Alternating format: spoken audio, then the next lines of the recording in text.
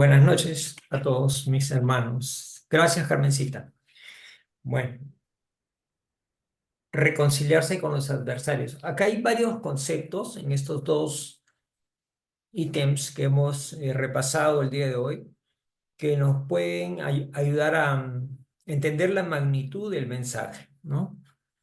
Eh, Nos dice,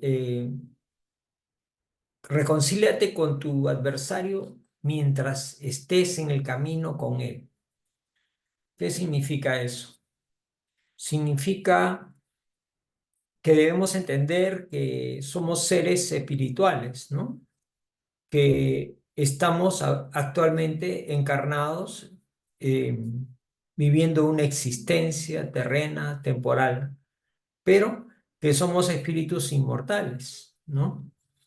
Y si yo tengo una desavenencia, algún problema con alguien, el mensaje de Jesús es que me reconcilie o que arregle la situación con esa persona mientras estamos los dos en el mismo camino, porque no significa que uno o el otro desencarne que ya no nos vamos a encontrar, no, somos espíritus inmortales y vamos a seguir viéndonos, querramos o no, vamos a seguir vivos y la probabilidad de encontrarnos es nuevamente alta.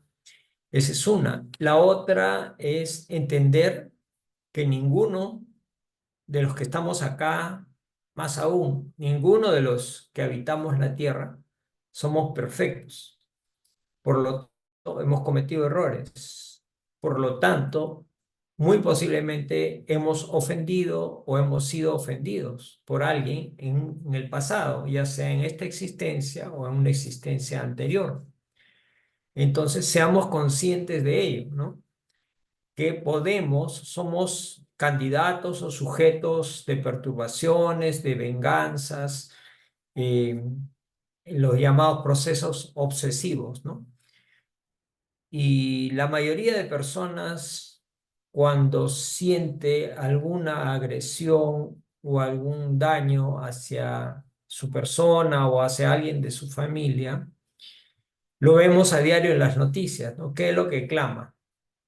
Clama justicia, dicen, ¿no? Entonces, ¿pero qué significa justicia? En realidad lo que están clamando es venganza, ¿no? Venganza bajo la óptica de las leyes humanas, ¿no? No por las leyes divinas. Nosotros que digamos que un poco conocemos, un poco más que la mayoría de las personas, esta doctrina esclarecedora, llena de luz, debemos entender y tener la convicción, la fe indestructible, la fe razonada, de que la justicia de Dios es perfecta, no se le escapa nada, ¿no? Entonces, si alguien nos ofende, lo que nos corresponde a nosotros es perdonar, ¿no? Lo cual no quiere decir, pues, obviamente, que vayamos y nos arriesguemos a que nuevamente nos agredan, nos ofendan, tratando de dar un abrazo a alguien que nos va a recibir con un garrote en la mano, ¿no? Pero guardando las distancias prudentes, pero perdonemos, ¿no? Ese es el llamado, a perdonar la ofensa que nos han hecho y de repente no sabemos, lo hemos ofendido en una vida anterior de una manera más fuerte tal vez, ¿no? Entonces, entendamos eso primero, ¿no? Que las desavenencias no se acaban con la muerte, porque muchas veces escuchamos, ¿no? En los velorios, dicen que descanse en paz, que de Dios goce, ¿no? Pero no es tan ciertas esas frases, no son tan ciertas, ¿no? Porque todo lo bueno y todo lo malo nos los llevamos al otro plano, ¿no? No es que al morir nos volvemos santos y todo lo negativo desaparece, no, nos llevamos como herencia, ¿no? Todo lo bueno y todo lo malo, ¿no?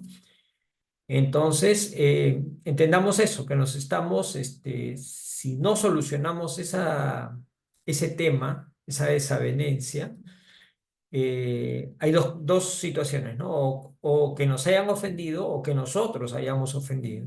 Si nosotros hemos ofendido, Tenemos que reparar la falta, disculparnos, pedir perdón y reparar el error cometido, ¿no? Ese es el llamado. Y si nos ofendieron a nosotros, perdonar, no pensar en vengarnos. Al contrario, orar por la persona que nos ofendió y desearle todo el bien que nos sea posible, ¿no? Muchos casos, obviamente, esto es muy difícil, muy difícil. Lo vemos a diario en situaciones tan complicadas, tan fuertes, ¿no? Ofensas tan graves que es muy difícil, pero ese es el llamado, ¿no? Cuando veamos que es difícil, acordémonos de Jesús, ¿no? Todo lo que le hicieron y él no se merecía nada de lo que le hicieron, ¿no? Siendo un espíritu perfecto, ¿no? Entonces, que nos sirva de palanca eso, ¿no? Palanca moral, palanca espiritual, ¿no? Entonces, también tratemos de evitar esto, ¿no? Que, como dice, es la causa de la mayoría de casos de obsesión, ¿no? Entonces, tratemos pues de evitar sembrar esa semilla, ¿no? Esa semilla de odio, ¿no? Entonces, el perdonar significa, pues, como dice, indulgencia y caridad, ¿no? Y es lo que nos llama, la misma doctrina nos dice, ¿no? Fuera de la caridad no hay salvación. Entonces, tenemos que practicarla, ¿no? Practicar la caridad, ¿no? La indulgencia, o sea, pasar por alto las imperfecciones de los demás, ¿no? Porque la indulgencia muchas veces nos olvidamos de ella, porque lo primero que hacemos cuando vemos algo negativo que alguien hace, no es ser indulgentes, al contrario, nos convertimos en jueces, señalamos, criticamos a la persona o a quienes están cometiendo el error, ¿no? Entonces, es un llamado a practicar esto, ¿no? El perdón, la reconciliación, la reparación, porque de lo contrario nos vamos a llevar cargas, ¿no? Como decían los antiguos, ¿no? Mi mamá decía, tienes que irte con la mochila ligera, porque si no nos vamos al otro plano con la mochila cargada, entonces vamos a heredar todos estos desavenencias con el prójimo que por las leyes divinas vamos a tener que experimentar situaciones de dolor por la venganza del enemigo, ¿no? El enemigo se va a querer vengar. Y recordemos, ¿no? El obsesor de hoy fue una víctima del pasado, una víctima nuestra, ¿no? Y el obseso es el victimario, perdón, el victimario, bendigo, del pasado. Entonces, hay ley de causa y efecto y una ley de justicia divina, ¿no? Entonces, y las leyes divinas, recordemos, son perfectas, ¿no? No son como las leyes humanas, que como mencionaba Felipe, ¿no? Tienen plazos de vigencia, de expiración, o tienen también recovecos ahí, para hacerle lo que dicen, un circunvention a la ley, ¿no? Pero las leyes divinas no, las leyes divinas son perfectas, ¿no?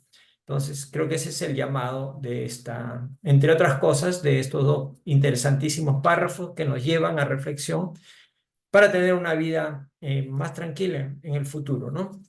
Empezando desde hoy. Gracias por su atención.